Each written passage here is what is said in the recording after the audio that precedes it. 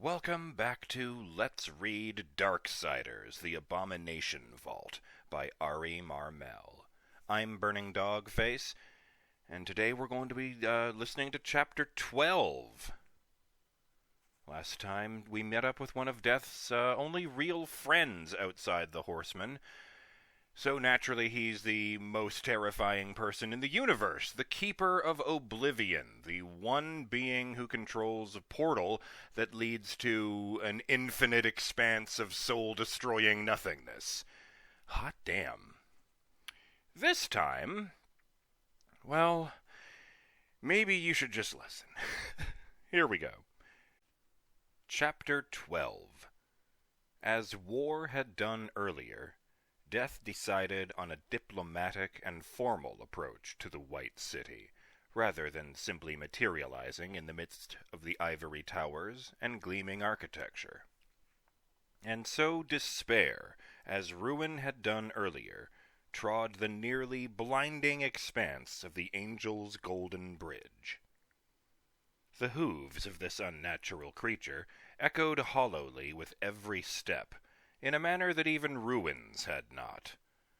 The glow emanating upward from the span was warped and muted by the ugly vapors clouding those hooves, until it appeared that the light itself had grown vaguely nauseated. Horsemen and horse ignored it, as they ignored the magnificent falls, the imposing outcroppings of ancient stone, the sculpted sentries who watched their progress with eyes made partly blind by the erosion of ages. Dust circled overhead, alert for any danger, but Death himself had eyes only for the gate, which rose slowly, ever higher, as the horizon drew near. When the crow swooped low to screech a warning, and certainly when the rider drew near enough to the wall to observe the abnormally large contingent of guards, all of whom were pointing halberds, redemption cannons, and other weapons his way, Death finally allowed his attentions to be drawn from that gate itself. A second phalanx circled above, just as heavily armed. Death reined despair to a halt some dozen paces before the gate, and spoke, briefly. "Hello." "How dare you?" The phalanx commander, carrying a naked blade taller than he was and just as broad, took a single step forward. "How dare you show your face here, horseman?" "I am not my brother. I bear no responsibility for whatever occurred during his visit." "Visit? Rampage would be a more accurate term." "Perhaps. He was going about the business of the Charred Council, as am I." Then, as an afterthought, "I'm also working on the same problem as Azrael. In the interests of etiquette, I'd be happy to wait here long enough for one of you to check with him." The commander seemed disinclined to follow that particular suggestion. "You can turn around is what you can do, Ryder, while we still remember ourselves well enough to let you live at all." "Would heaven declare war on the Charred Council, then?" Several of the soldiers muttered and whispered behind their leader's back. "The council did that when they sent your brother to attack us," he shouted. But even he didn't sound quite as certain as he had. "Did we? Odd that we've heard nothing from the leaders and generals of the White City. I wasn't aware that your laws granted every soldier in your army the discretion to declare acts of war." Death waited for no answer, but set despair to moving ahead at a slow, inexorable walk. "You can admit me," the horseman told them as he approached, "because you have no legal or wartime standing to stop me. Or you can admit me because I am allied with Azrael in my current endeavor. Or you can admit me because you're all dead and therefore unable to prevent it. I leave the choice entirely in your hands, but I do suggest you make it quickly." The untempered rage and simmering resentment of the angels were very nearly a palpable force. It actually felt as though despair was struggling to wade through a clinging mire of creation's fiercest emotions. Fists tightened on weapons, jaws clenched with force enough to bruise the bone beneath, fingers twitched on triggers almost of their own accord. The loathing these angels felt for him now might have given even one of the grand abominations a contest in hatred. But each of them stepped aside, however grudgingly. They knew, as death knew, that the laws they held so sacred would allow nothing else. He did draw despair to a halt once more, only briefly, just before passing beneath the barbican. Ignoring the fuming angels around him, he directed his attention instead to those hovering above. "If even one of you takes so much as a single shot at that crow," he told them, his tone matter-of-fact, "then after you are dead, I will summon your spirits to provide me with the names of your siblings, your parents, and your children. And I will animate your corpses to murder them with your own cold hands." The eyes that watched the horse and rider as they passed beneath the gate remained impossibly wide. But it was no longer rage alone that shone within. Death emerged onto the streets of the White City, the artificial valleys that wound between the equally artificial bluffs of angelic architecture.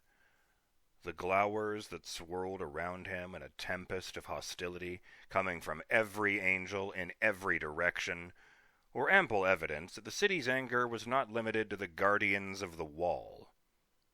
He raised an arm along with a mental call. Dust landed hard upon his wrist an instant later. "I'm thinking," Death said to the crow, "that perhaps I should have questioned War on the details of his little sojourn here before I left the Council's realm." Dust croaked at him and hopped over to the saddle horn. "Pride," he said, in answer to the bird's unasked question. "I'd already dismissed them, told them I was leaving them behind. To go back after that and ask his counsel." Death shrugged, then stood briefly in the saddle so that he might get his bearings. Satisfied, he directed despair to the next intersection, and began up a shallowly inclined road to the city's higher layers. His gradual ascent had carried him through 3 levels of the White City, with roughly 4 or 5 more to go, when he found his progress hindered. An angel, not markedly different from any of the hundreds of others Death had seen, dropped from above to land kneeling in despair's path. His armor, though massive and imposing, was perhaps a bit plainer than the norm for his people. It lacked most of the ornate edges and fluting, though what adornment it did have glinted as brightly as any other. He carried a redemption cannon, the weight distributed between his right hand and a heavy strap looped over his shoulder, and the hilt of a sword jutted from behind his back. "Welcome, Lord Death." He bowed his head so low his snowy hair nearly brushed the roadway.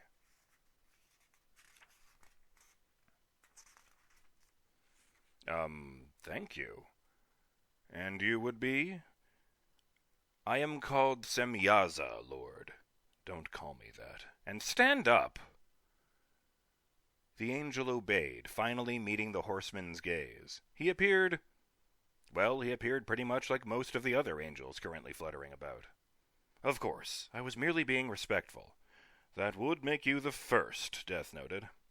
Semyaza smiled shallowly. "Yes, I'll beg your pardon for the other's behavior. War brought down an entire building while he was here, to say nothing of killing a few score of us." Behind the mask, Death blinked, thinking, "What in the name of oblivion were you doing here, brother?" Aloud, he said, "I see. And why, then, have you chosen to play gracious host, Semyaza?" "Azrael sent me." He felt that an escort would help ensure that none of our more short-tempered brethren cause you any difficulty. Not that he was in any particular fear for you, you understand, but he wished to avoid the shedding of any further angelic blood. "I see. Death said again. The stirrups creaked as he shifted his weight. "And I know that you're not leading me into an ambush. How, exactly?" The angel's smile grew wider. "I'd have thought ill of you if you weren't suspicious. But I'm not leading you anywhere. My duty is to accompany you. There are several routes from here to the Argent Spire, where Azrael awaits. You're welcome to choose whichever you wish, and to stay as near or as far from the more populated streets as you prefer." "All right, this way, then. And Semyaza—" "Yes?"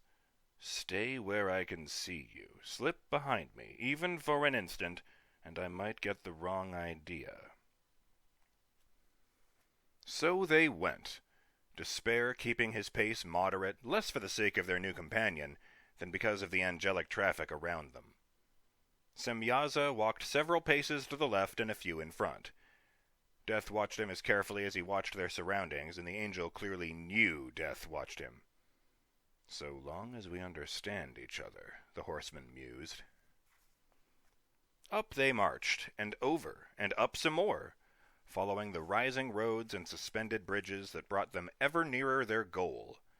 Angels swooped overhead in numbers at least as great as those who chose the roads, the steady beat of their wings creating a constant downdraft between the monolithic structures. Death regretted the White City's ambient light, or, more accurately, the resulting lack of shade. The appearance of a sudden shadow would have made it easier to spot any potential attack from above. Still, the horsemen's attention never wavered, and both Dust and Despair were equally alert. Any enemy who could catch them unawares now, whether in league with Semyaza or not, would be an impressive foe indeed. As they approached the center of a lengthy bridge, where traffic was moderately more condensed because of a passing cart, Semyaza pointed up and ahead. There, the Argent Spire. Death's eyes were drawn, for only the briefest flicker, in the direction the angel had indicated. And in that moment, Semyaza proved that he was, indeed, an impressive foe. Not all the horseman's wary suspicions, his caution, his supernatural reflexes, were sufficient protection. When Semyaza had lifted his arm, the gesture had also, however unobtrusively, raised the redemption cannon very near to firing position. The blast was enough to topple Despair, shrieking his pain and his fury to the roadway. Death, staggered by the detonation, still managed to land unsteadily on his feet, only to be bowled over by the angel, who had taken to the air the instant he squeezed the trigger. He succeeded in shoving the horseman back only a few more steps, but Semyaza had chosen his moment well, and a few steps was all he needed. The two combatants, Angel and Nephilim, tumbled from the bridge. Harvester soared to Death's fist at his call, but by then they'd already fallen too far for him to repeat his stunt from the Crowfather's domain. Nor could he lash out at his attacker, for Semyaza had once more spread his wings, gliding in circles as Death plunged straight down. No bridges or protrusions near enough for Death to reach. Nothing he could do but ride it out until he reached the closest level of ground, some 5 or 6 full layers down. Oh, yes. Semyaza had chosen his spot very well. No way around it. This was going to hurt. But Semyaza would hurt a lot worse afterward, if only briefly. Earth shattered at the impact. A column of dirt and debris roared upward, slowly mushrooming out as wind and gravity reached for the particles that had so briefly escaped their grasp. The stained glass windows in several nearby walls blew out, scattering the courtyard with glittering shards. Death crouched in the midst of it all, kneeling in a massive crater, one hand on the ground, the other wrapped around Harvester in a clutch that not even the end of creation could loosen. He displayed no visible injury, other than a few bloodless lacerations that were almost invisible against his cadaverous skin. From a fall like that, however, not even the eldest horseman could walk away entirely unscathed. He began, unsteadily, to rise to his feet, trying to focus past the pain and the deep ringing in his head. He heard the swoop of air behind him, saw the ambient dust swirling. yet his disorientation rendered him just a hair too slow. Agony ripped through his back, his innards, and it was all Death could do to bite back a scream as the tip of Semyaza's sword punched through his chest amidst a garden of ashen scraps of flesh. Death was no stranger to pain or injury. The oldest surviving Nephilim had been dealt ostensibly fatal blows from weapons nearly as potent as Harvester or Chaos Eater, and scarcely even slowed down. But this was something new. This was a torment he'd never known, and it was only the Horseman's pride and adamant will that kept him silent. His vision blurred as though the entire world were an old tattoo that had begun to bleed and fade. Harvester shook with the tremors in his arms, and only by leaning on the haft of that weapon did Death manage to stay on his feet. It felt wrong, that wound. Burning, feverish, corrupt, as if it had been left to fester in filth for weeks. He could consciously feel his supernatural essence attempting to knit the injury shut, and some external power that fought his body's efforts. Once more he peered down at the weapon, protruding obscenely from his flesh. And now he recognized what he saw. The narrow blade, the serpentine filigree that formed a blood groove up the center. Affliction. "This," Death gasped, "has nothing to do with my brother, does it?" He took a lurching step forward, and then a second, slowly pulling himself off the blade. "It was you who attacked the Crowfather's temple." The soft, mocking laughter was all the answer he needed. As soon as Death felt the last of the eldritch steel slide from his flesh, he allowed himself to topple forward, flopping bonelessly towards the paving stones of the courtyard. The angel behind was already lunging forward, affliction raised for another strike. He found, however, that Death, no matter his injuries, was no helpless victim. The horseman's stumble turned into a forward roll, so that he immediately stood some paces away, beyond Semyaza's immediate reach. The tumble across the stones only widened the wound in his back, but Death's posture was steady, and the scythe equally so. Already he felt the first twinges of relief now that the weapon was no longer corrupting his innards. In a relatively short while, the rider should have recovered fully from the weapon that had permanently maimed even the mighty Abaddon. Assuming he lived long enough. Injured, pained, in an open arena against a flying foe armed with both a redemption cannon and affliction, it wasn't a sure bet that he would. Whether Death could indeed have found the strength to defeat Semyaza in his current state would, however, have to remain a mystery. Just as the airborne angel spread his wings to the fullest, prepared either to fire or dive down upon his foe, his attention was diverted by a fearsome battle cry from above. He had just enough time to look up and see what was coming, before a living, crimson-clad meteor crushed him to earth. Again the courtyard shook and the golden stones split. Semyaza lay amidst a cobweb of cracks and a small puddle of blood, groaning as he forced himself up. And standing before him, great black blade to hand, cloak still billowing with the momentum of the fall. War? Well met, Death. With you in just a mo... The last of War's greeting was lost in the roar of the redemption cannon. The younger horseman gritted his teeth and stood firm, allowing his armor to absorb the bulk of the blast. By the time he could clearly see once more, Semyaza had again taken to the skies otherwise empty as any nearby angel had wisely abandoned the vicinity once the horseman drew arms. He never even looked back as he soared up and out of sight, presumably unwilling to take on two of the riders at once.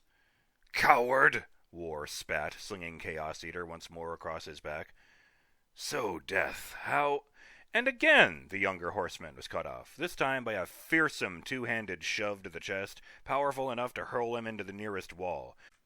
Death was practically on top of him before the building finished shuddering. "What in the name of the abyss do you think you're doing here?" he demanded. Saving your worthless hide, War retorted, brushing broken stone and dust from his shoulders. I didn't need your help. Not how it looked to me from 2 levels up, Death. Then your sight's as feeble as your hearing. I gave you very specific orders, War. You were to stay behind until and unless I called for you.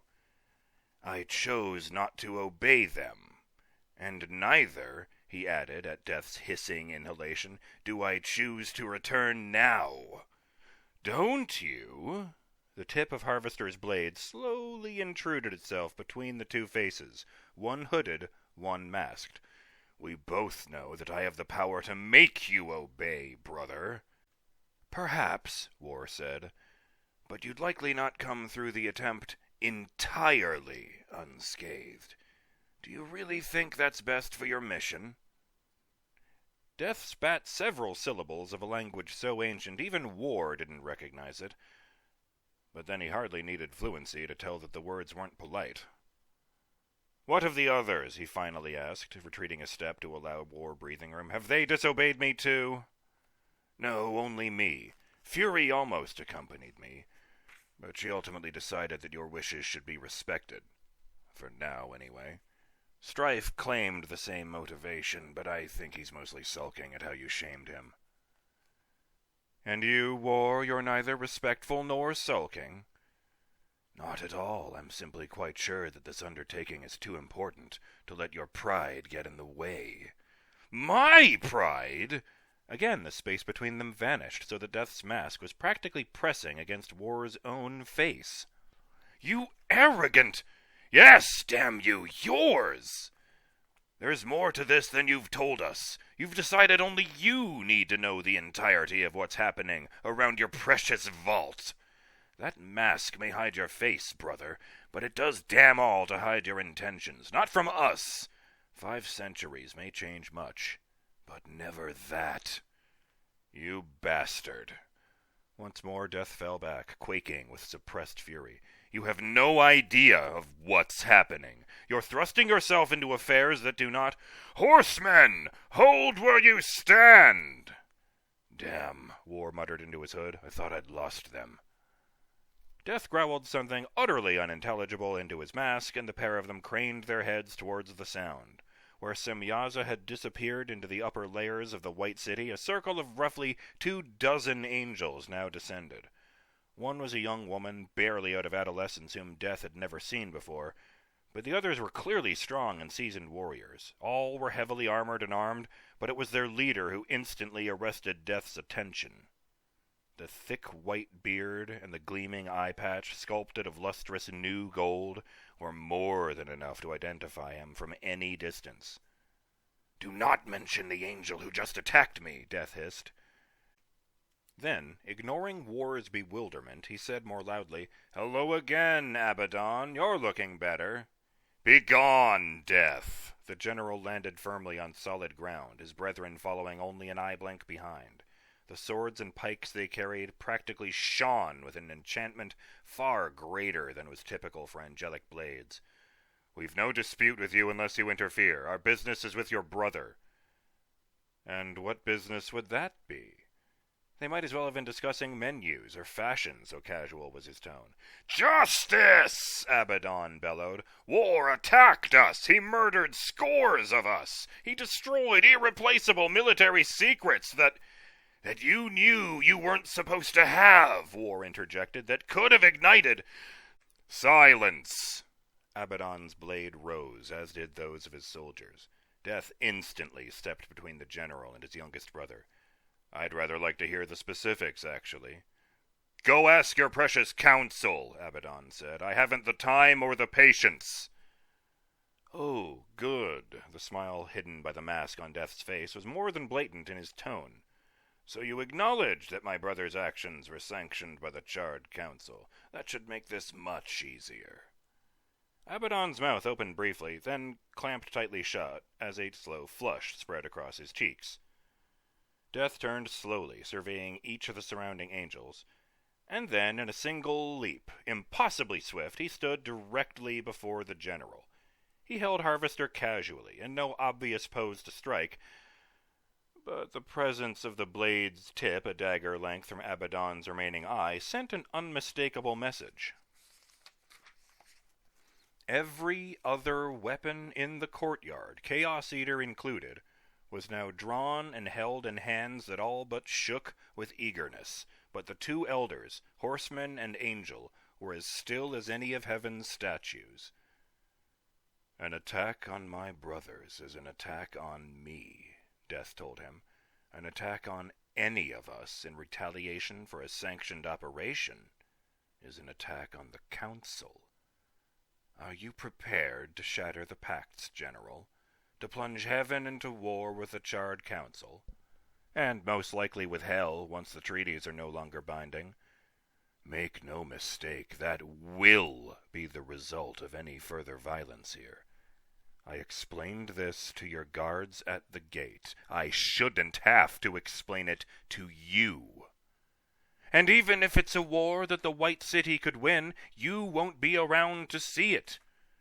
Because I assure you, you and your contingent here are not enough to defeat two of us side by side, and I will make it my mission, above even survival, to ensure that you are among the first to fall." Death took a step back and shrugged.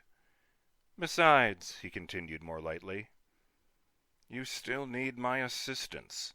Or have you already forgotten that Azrael and I are cooperating against an enemy far more harmful than anything war might have done?" Abaddon was almost literally seething. His shoulders heaved, his breath came in short squalls from between the slats in a fence of clenched teeth. The horseman wondered if he'd made one assumption too many, if he'd actually have to carry through on his threat. Unlike those simple sentinels at the White City's walls, General Abaddon just might have the authority to personally declare such a war. That would certainly make Death's efforts at tracking down this Belisatra, to say nothing of her angelic ally, a lot harder. Harvester, Chaos Eater, and 20 angelic blades all waited, ready, eager. But Abaddon, for all his pride, knew his duty. "Go!" he snapped. "Go quickly, before I change my mind!" Then, as the brothers walked past, even though it had been he who exhorted them to hurry, he called out again, "War, General! My hands may be tied now, but I will not forget your crimes." War nodded and spun on his heel, following his elder brother from the courtyard and into the winding streets beyond. And that will do it for Chapter 12. The beginning of that might have seemed a bit abrupt, but I assure you that does follow immediately after the meeting with the Keeper of Oblivion. I guess his council, whatever it was, must have encouraged Death to follow in War's footsteps. Though I do agree with the assessment that maybe he should have checked with exactly what went down there before he showed up. Oh dear. The story's really getting intriguing. And I will see you next time on Let's Read Darksiders The Abomination Vault by Ari Marmel when we check out Chapter 13. I'm BurningDogFace, and I'll see you then. Later!